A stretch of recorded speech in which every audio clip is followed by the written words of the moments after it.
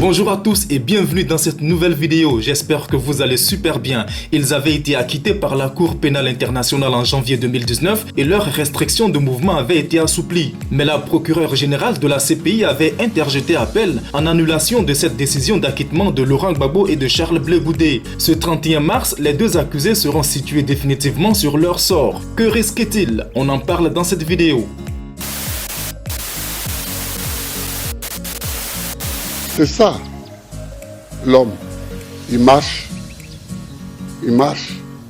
mais il laisse des traces sur le chemin qu'il parcourt. Comme ça, on peut le retrouver. J'ai lutté pour la démocratie et c'était au moment où nous ne savions même pas si le mur de Berlin allait s'écrouler. Ils m'ont amené au sous-sol toute l'après-midi.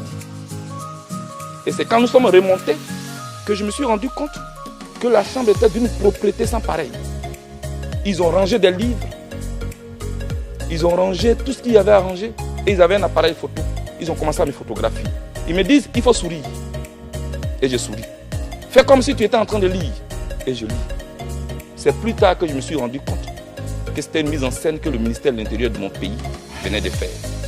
Accusé de crimes contre l'humanité commis lors des violences post-électorales de 2010 et de 2011, l'ex-chef d'État ivoirien Laurent Gbagbo et son ministre de la Jeunesse Charles Blé Goudé avaient été acquittés en janvier 2019 au terme d'un procès marathon. La procureure de la Cour pénale internationale avait fait appel de cet acquittement. Dans son appel, elle avait demandé au juge de prononcer un non-lieu à la place de cette décision, dénonçant des vices de procédure. Le procès en appel se déroule de façon particulière en raison de la crise sanitaire liée à la pandémie de la Covid-19. Pour ces mêmes raisons, l'arrêt sera rendu le 31 mars prochain sur une base particulièrement virtuelle, avec la participation soit depuis le siège de la Cour, soit en dehors de la Cour. Mais à quoi devraient s'attendre Laurent Gbagbo et Charles Blé Goudé? Plusieurs scénarios sont envisageables.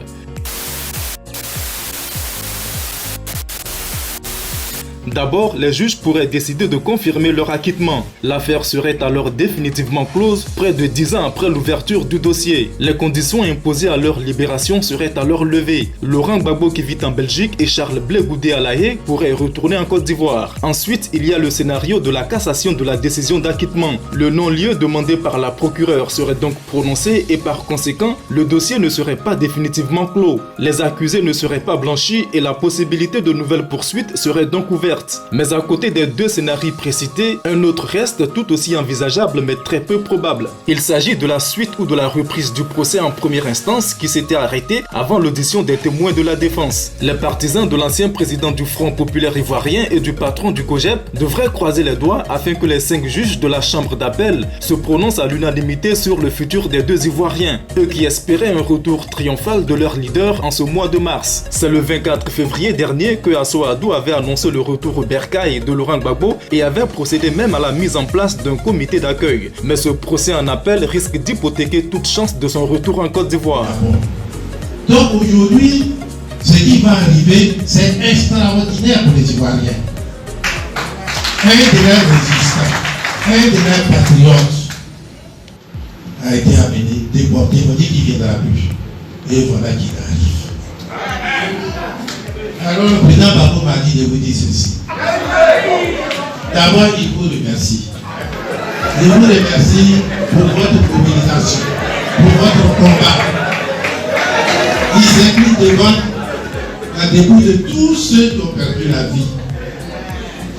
Mais de vous rassurer, en mi-mars de cette année, il sera ici avec nous.